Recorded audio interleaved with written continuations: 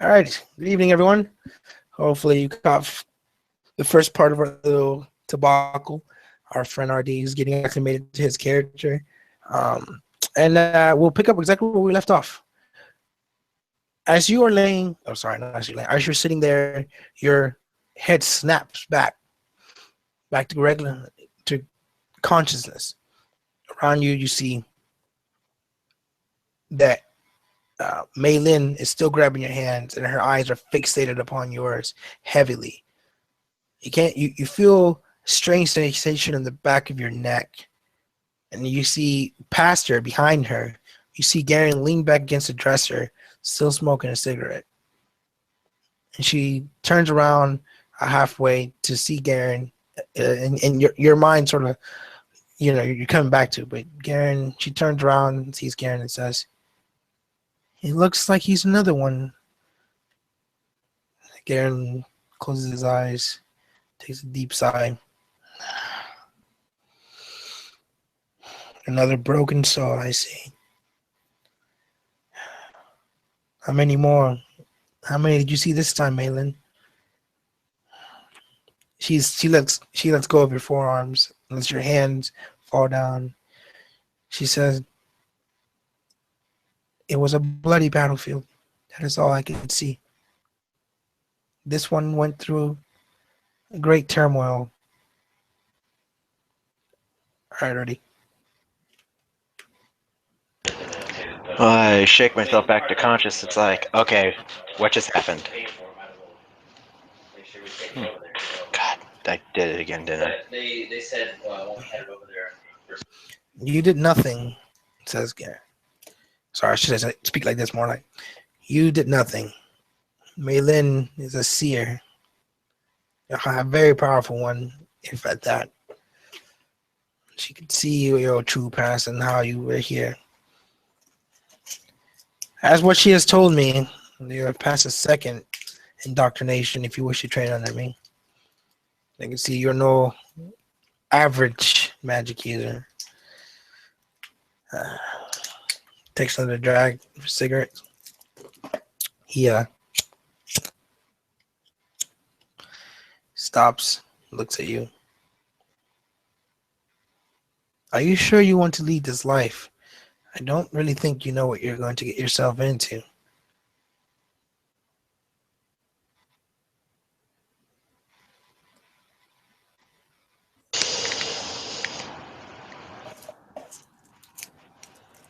God damn it.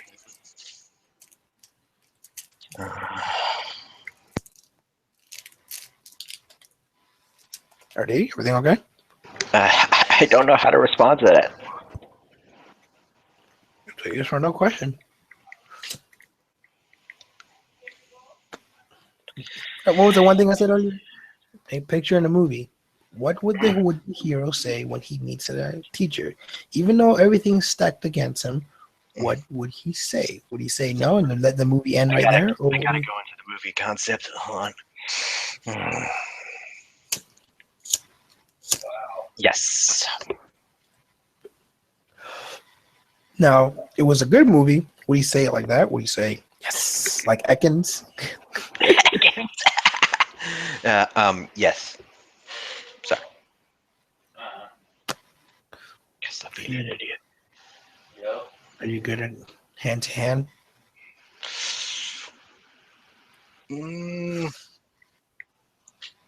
Nah, I'm actually pretty terrible at it.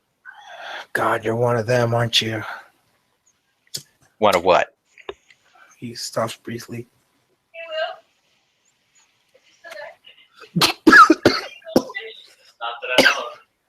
Tori, stop smoking. I'm not smoking. Shut up. I said stop choking. No. That's about him. Never mind. Forget it. Either way, stay put here. Millen will take care of your food needs. For now, I have to bathe.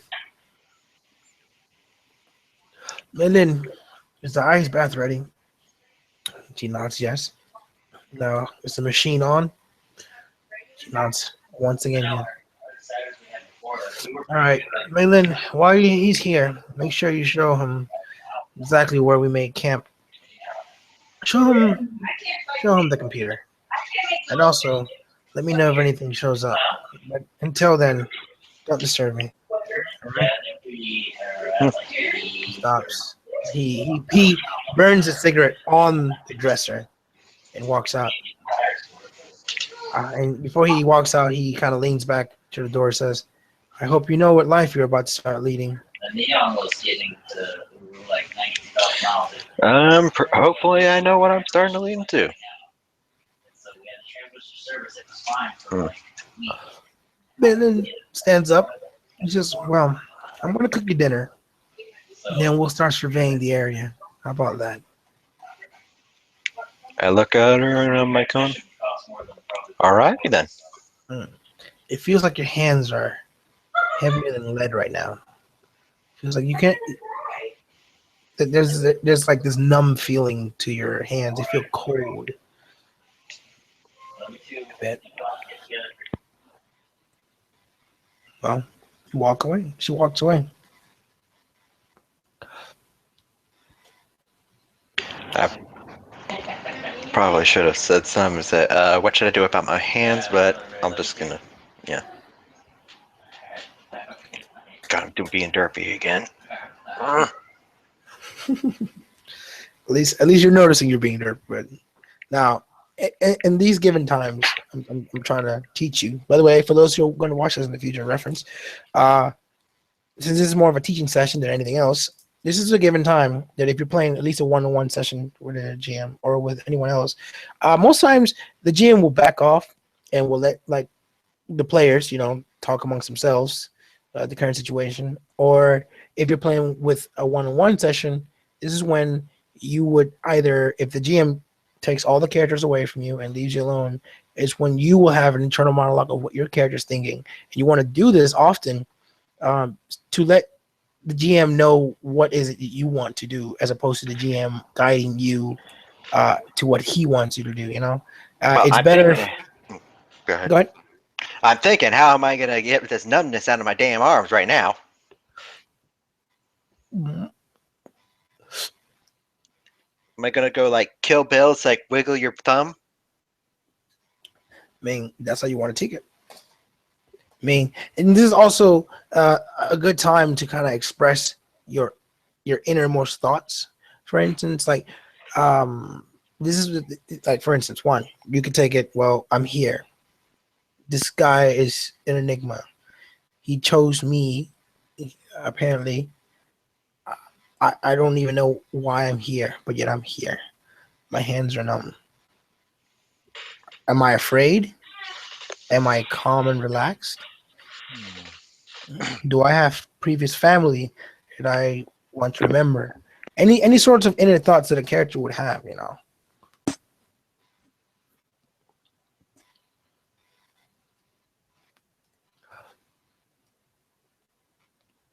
You want to start building your character from a grounded standpoint rather than just it flowing with water, like flowing with the river and not knowing where you're going to go. You want to be on the river, but you want to know where you're going. You don't want to just be, being taken away by the rapids uncontrollably. Now, I'm going to ask you out of game, what exactly is John Hemlock thinking of at this moment? And notice my tonality when I'm speaking to you like this. Notice that I am coming at you with words precise. You don't have to be thespian when you're going at this. I'm not expecting you to do that, but I want you to think, okay, what exactly would Tori, not Tori, but the GM would want me to come across like? You don't want to come across as that guy who's just like, hey, fuck it, I'm just gonna go do this thing because that's not fun. That's just that you can do that in a video game. Like, no, when you watch Game of Thrones, you don't just sit there and be like, be the guy. They don't just be like, fuck it, I'm just gonna go do it. No, like they're like, I am doing this for a reason, even though it might be the most twisted reason, it might be the dumbest reason, but I have my beliefs grounded. What does John Hemlock want to do at this given moment? How is John Hemlock dealing with the whole situation of finding his way to Paris by himself in the middle of Well, the rain. I'm thinking back of why the heck did I just follow a random map that appeared in my hand? As I wiggle Mhm. around, trying There to you go. get the feeling back in my arms, I just sit there thinking in thought, kind of stroking my beard in real life here.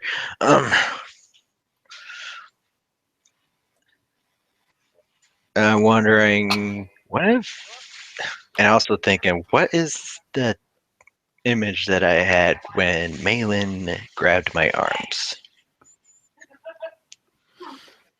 Hmm.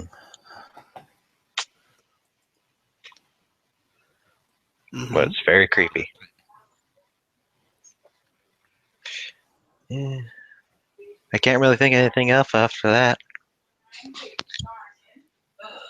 Okay. You linger upon these thoughts for quite some time. You arrive at no answer. You start being. This is what I would I would say my character. I'm just giving you an example because obviously I'm teaching you how to play this. I would be like Okay. I would say I'll sit there for some time. I linger upon my thoughts. My hands begin to get feeling back slowly, almost as if icicles were melting. Taking deep breaths, trying to calm my nerves. I can't remember past maybe 3 days ago. I just remembered the long journey which I took here, but that's it. I can't remember anything past before that point. Somehow, I'm miraculously remembering my own name. Lean back against the bed, flat. I'm looking at the ceiling fan blades spin. Things are going slow. I move my arms. They're starting to get more feeling. It feels as though there's a coolant, almost like going to the dentist and your mouth is becoming unnumb. There's You're feeling senses again. I wait and I sit there, patiently waiting, hoping that the food would arrive soon. That's how you got to play that character. Oh, Now, am I also wondering what's to eat. exactly?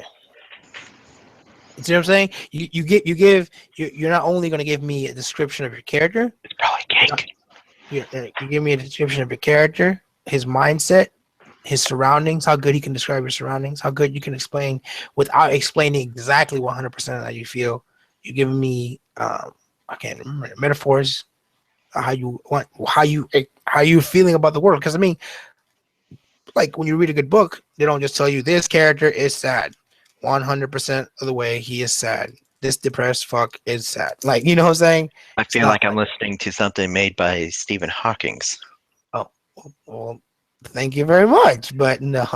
No, that wasn't a compliment. It just sounded like how when he talks, it just how you explained that character in that tone. It sounded like his machine. His machine? Yeah, Oh, sorry. that he uses to communicate. Like the he is happy as fuck kind of deal. Yeah, he is happy as fuck, Hmm. and he's really happy. He's so freaking happy. He had gay old time. Yeah, pretty much. You don't want to sound like Stephen Hawkins. So This will probably take some practice. yeah, that's where you're doing it now. And so you sit there, you wonder for an hour or two. You hear the door creak open, and it's her holding a plate of food. It looks quite delicious. It looks like there's grapes, some bread, a thing of soup, another bowl which seems to be mixing with rice and some sort of saucy beef, as you want to almost believe it is. But We'll leave it to the shelf to make it so detailed. Sorry. It looks like just garnished with parsley on top, and it smells quite delicious. I take a whiff of that aroma, and I'm like going, smells so good. She says, "I hope you're hungry. I would imagine. Looks like it's been days since you last eaten." I noticed there's a bit of drool coming out of my mouth, and I just wipe it away because it's embarrassing. It's like, whoops. It's all right. She looks at you. She says, "Here, eat. And when I come back, just be prepared, all right? Steel your nerves."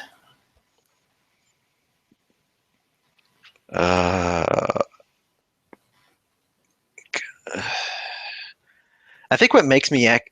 I'm gonna get off the character right here. I think what makes me actually mo derpy is I get stumped. Yeah, no. You know what? That's fine. I'm not even expecting you to just be like, okay. Granted, I've been playing role playing games for some long time, right? I'm not going to be like, hey, RD, why aren't you keeping up with me, you piece of shit? No, I want you to think like this is what I think every person playing a game should be doing. When you make a character, put a little bit of yourself in it, which is you can be derpy, whatever, but also keep in mind that you're trying to be a character in another world, and if you can envision that character, if you can take part in how that character looks and feels, then you're at least 75% of the way there. The other 25% is the mechanics and understanding your fellow player. And so because half the time when you're playing, you're not really concerned too much about your fellow player, but rather what your character's going to do. And if you can put yourself in the shoes of your character you're playing, you're going to be making headway because you understand, like, you can see it, you can envision it, you can feel exactly how you're there. If you can describe to me what your character's Why does it feeling, seem so much easier when we're doing a D&D session?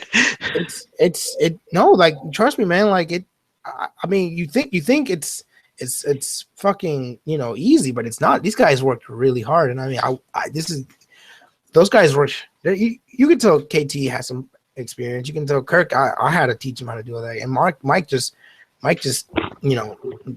gotten into it just recently, not too long ago. So don't feel pressured about being stumped. Take as many times to think rather than just spewing things out, which just fill the gaps in. Because All right.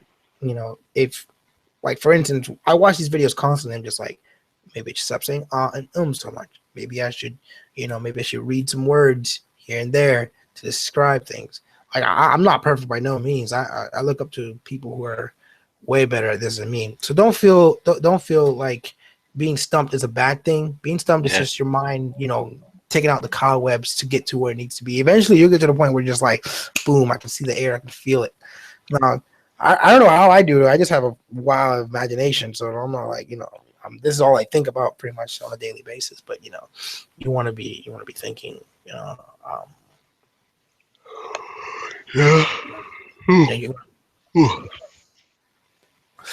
you want to be thinking in the sense of what your character would think like,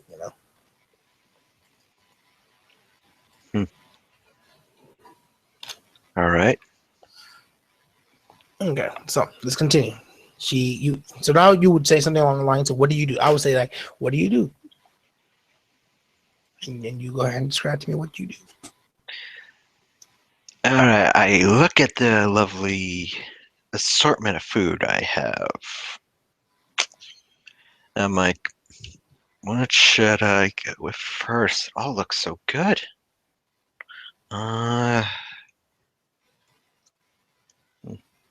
This meat actually looks kind of delicious. I take a fork.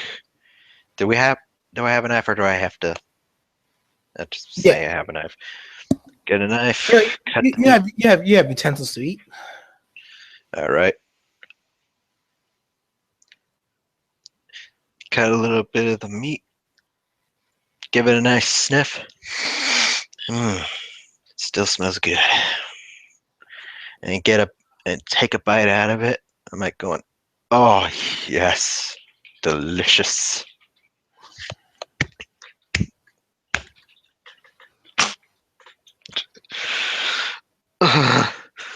You can taste every ounce of seasoning put into this meat.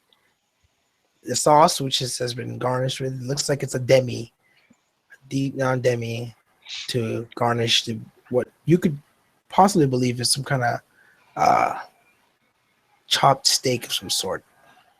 Not ground beef per se, Tri-tip, maybe. maybe.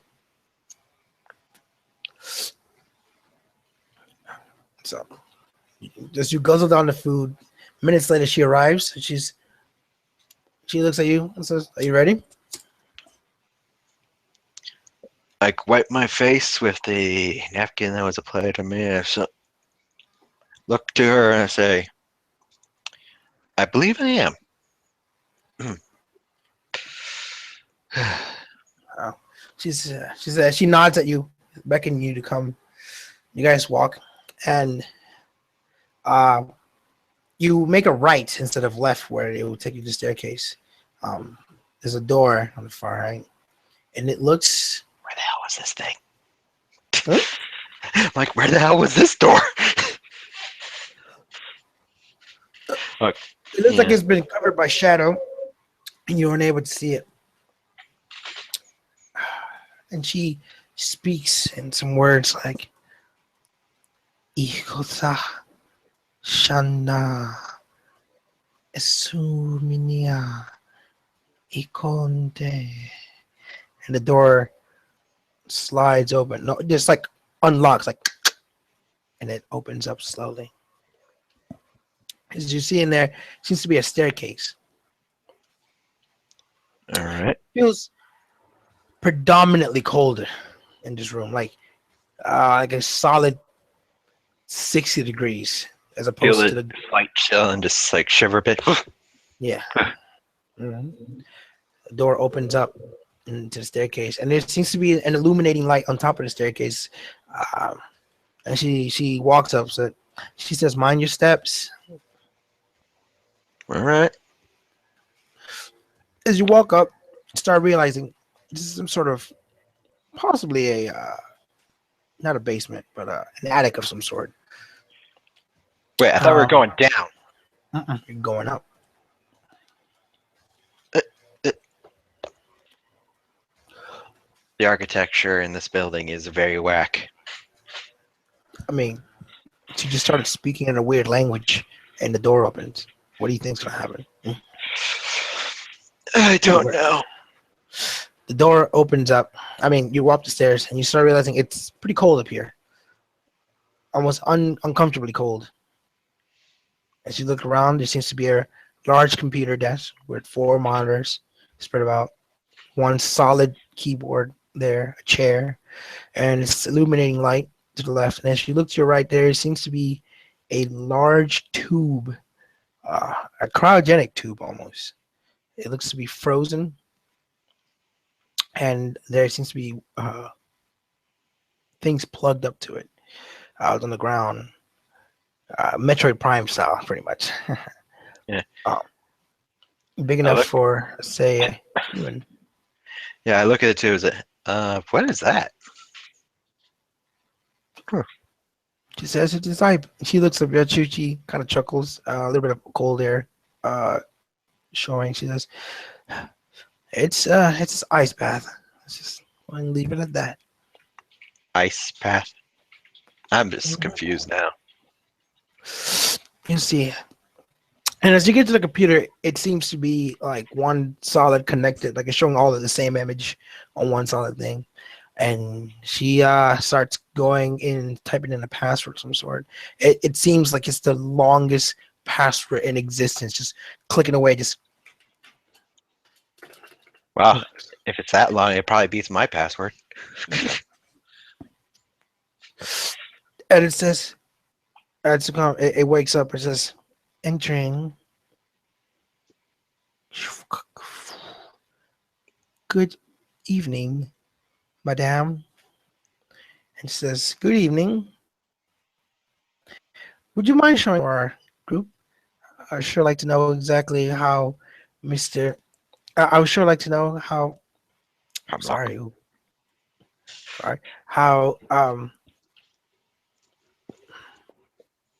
how Dennis and Jake are doing. It says Dennis and Jake showing map coordinates. They have not moved in recent time. They are staying post. No new updates. No notifications. Any strange activities? The computer beckons.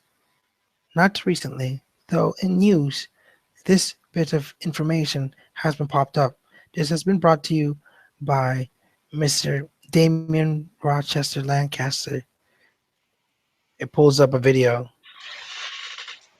As you can see here, our dog soldiers have been outfitted with new weaponry, which has brought crimes down in the Middle East to a very low level that we have not seen in the last 10 years. Thankfully, the Pakistani uh, government has issued us a grant in order to allow them our research, and hopefully this will stabilize the country for many years to come. And as you can tell, people are looking at these. Wait, is the computer saying this or is Malin saying this? This is a video pulled up on the computer. Oh, sweet, the news. I love the news.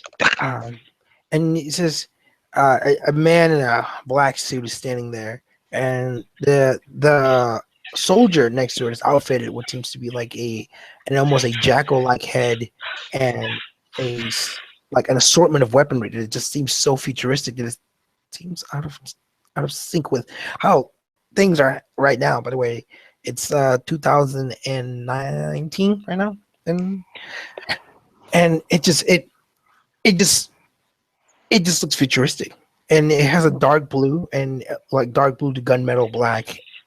And as you can see right here, we have outfitted them with jetpacks for small hovering superstition, and hopefully this will bring down the casualties. This is the man speaking. The casualties of our actual soldiers here in United States soil to a ground level borderline 3% death ratio, as opposed to the 78% ratio of death which we've been incurring for the last 10 years.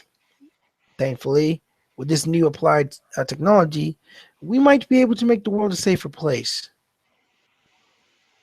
And she, Maylin, sort of nods her head. Says, "Thank you. You are welcome. Is there anything else you require of me? Can you please show me any video surveillance you've had acquired in the last 3 days, especially around the A1 sector and the Z4 sector, please?" "Yes, ma'am."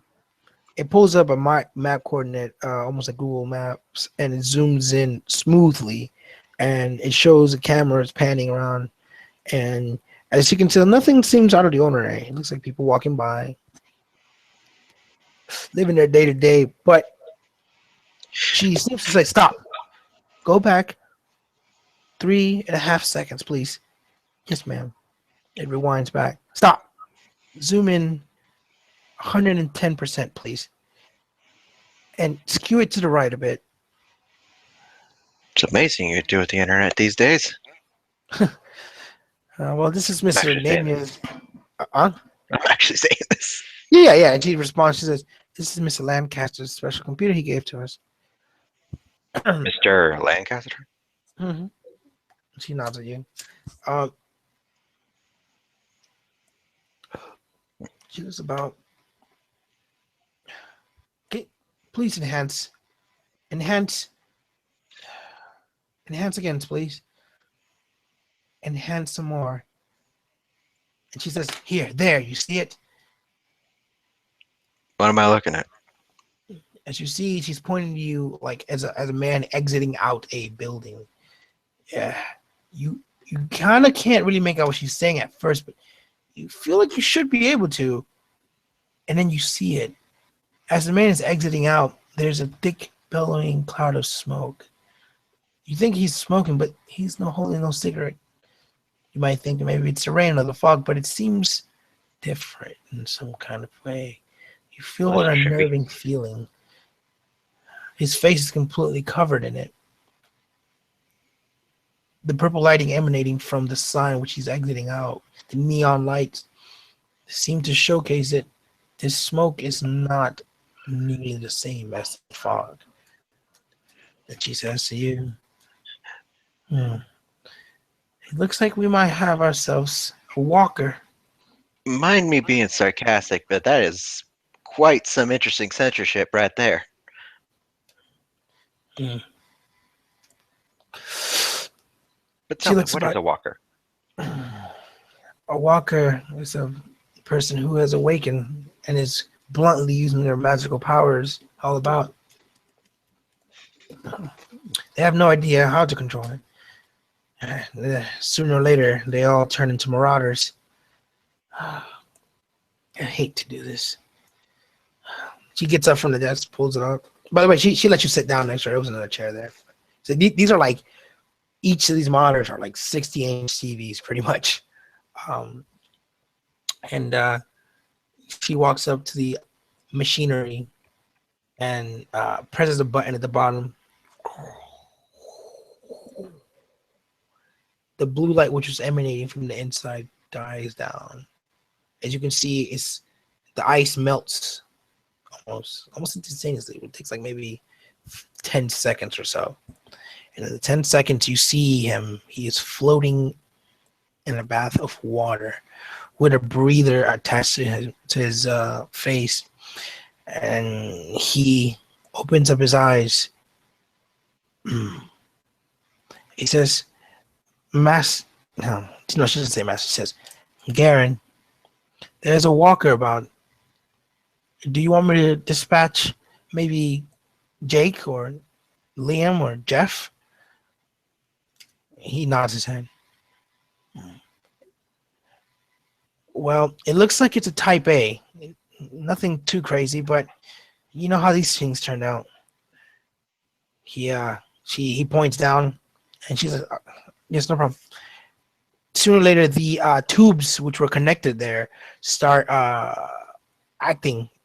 So water is they're transparent, and you see the water flushing out of it, and it starts draining the tube. You see his hair flowing enough before even the water all comes down. He takes off the breather, and he says, "As a type A, you say maybe this would be a good idea to go take our newfound friend to see what he can do." I just look at Garen and then I like point at myself, let me. And he nods his head.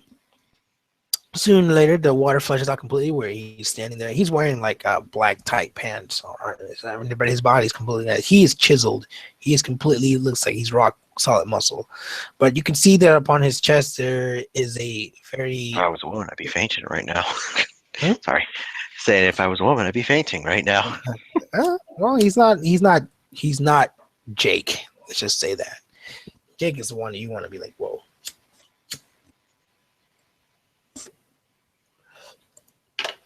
He says, yes. He looks about and says, I don't know. Like I said before, are you good with hand to hand? I'm pretty sure I told you I wasn't. Well, I guess today we'll find out how bad you are.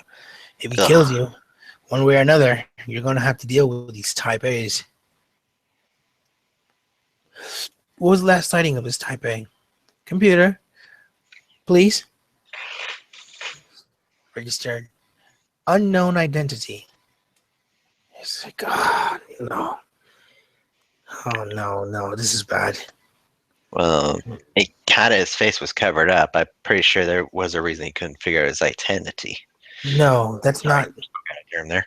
No. Oh, you were speaking out of character? Yeah. Oh. No, I was in character. He stops, looks about. He says,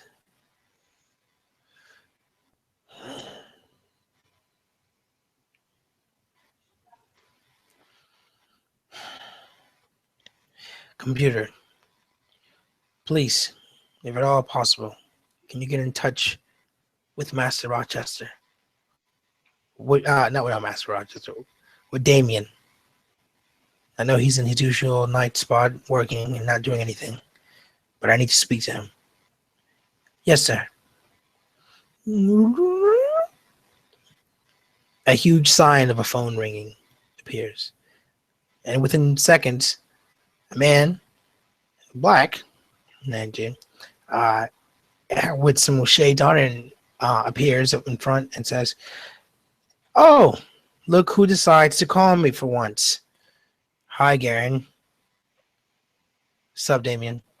Damien, your computer's telling me there's a Type A walking around, but it has no identity. You know what that means, right?" He sighs and he looks at his phone. "Don't tell me it's a damn vampire." Yep. He's a. Was he exuding any magical energies? He had hit his face covered in the fog. So that means he was. We caught him in the midst of him transforming. Shit. He looks about. Have you told Jeff? No. Have you told anyone? No. I just found out. Mei Lin just found out. And I just got a new recruit, by the way. What? Says Damien. Yeah. Somehow he Just poke found himself lightning in over the here. and go, hi. He's a bit of a eccentric fellow. Be more suited for your type of work rather than mine. He looks like you. You found Garen? He didn't kill you, right? All right. That's pretty amazing.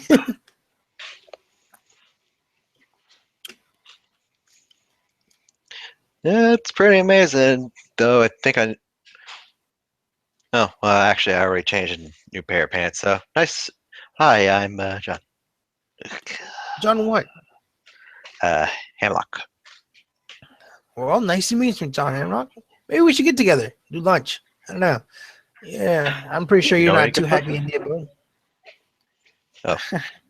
Every place is a good place, as long as you can make it. I But like your Garen, style. Garen, it is a Type A vampire. You know that there's going to be somebody following him. Maybe you should get a hold of. He says, "No, I'm not going to call Jake. At no point should I be bothering him. Well, at no point should we be bothering you." But yet, Garen tells her, "I just received an ice bath. I do not wish to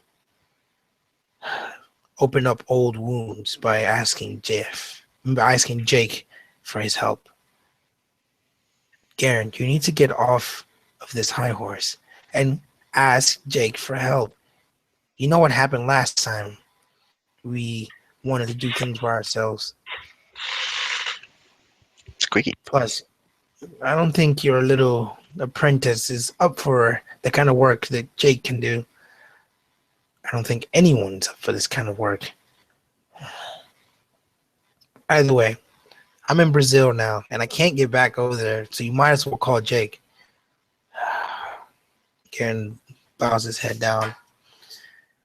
"I'd rather sacrifice this one than actually go over there and bother Jake again.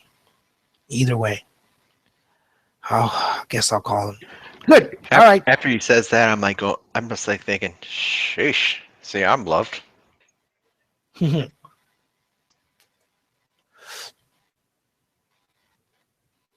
Yeah, Garrett looks about. All right, I'll give him a call. All right. Let me know how things turned out. And if you die, make sure that you don't get Jeff involved into this. Garen looks about and says, "I won't get your lover involved. Don't worry. He's doing his thing. No, I'm not going to bother him." And he's like, "All right. Later. Wait. Bye." "Computer, please." "Yes, sir." Other insignia appears. I whispered, Malin, did he just say lover? Yeah, let's just say they're good friends. Ah. What does that mean? Jake. Garen. I want to make this short. You know I hate to bother you. It's all right. What's the problem? There's a Type A walking around. A Type A vampire. What? Says Jake. Yeah. How's your sister holding up? She's fine. She's here with me. You want to speak to her? No, no. Either way, look, I have a new recruit, and as you know, I can't really use my powers when I'm out in public like this. So, unfortunately, I'm going to have to ask you for some assistance. Though I hate to. Just a brief pause. You know there is not a problem for you to call me for such things, right? Yeah. But I also know how much you hate being bothered at this time of night. Especially whatever these such things. Garen, you are family. Stop it. Yes, I know. And that's the main thing. Why would I get my family involved in stupid situations like this? But either way, I'm not going to stall anymore. Is there any place you want to meet up? Also, I have no idea where this Taipei is walking around. Last place it was seen. Computer, will you please pull up the coordinates and send it to Mr. Francis? To Mr. Killian? Yes, sir. It zooms in. It was seen at this nightclub. Do you know anything about it? And he says, no, but I do know of someone who might. Her name is Agatha. She's a seer. But let's just say we're not on the best speaking terms as of late. I'm not going to pry you anymore. Look, tonight we can, but he's like, I'll be there. All right. And he hangs up. Garen pulls from the table a pack of cigarettes, smokes it.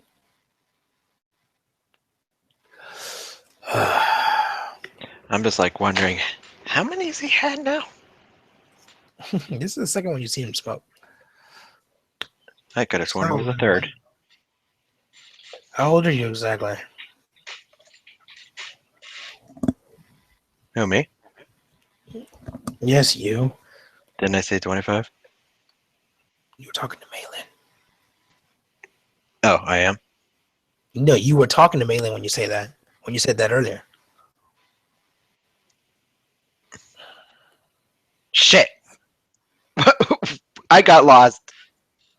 When you were first asked how old you were talking to Malin. This is Garen you're speaking to now. Oh.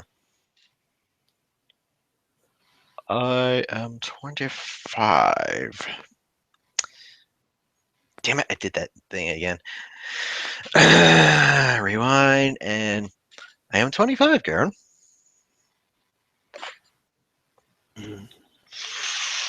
25, and yet you act like you're 3. I'm giving you one more chance. Are you sure you want to lead the life you're about to experience?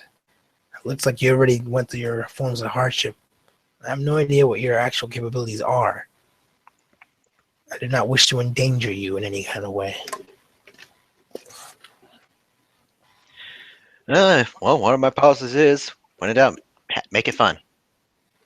Wait. I don't think that's the best mentality to have. Yeah, me neither. All right, Malin, suit up. I'm going to go downstairs, get myself an apple. We'll be ready to ride out in 3 minutes. She nods, and she says, well, it was nice knowing you, Mr. John Hemlock. Hope you survived the night. Oh. Yeah, I hope I survived too.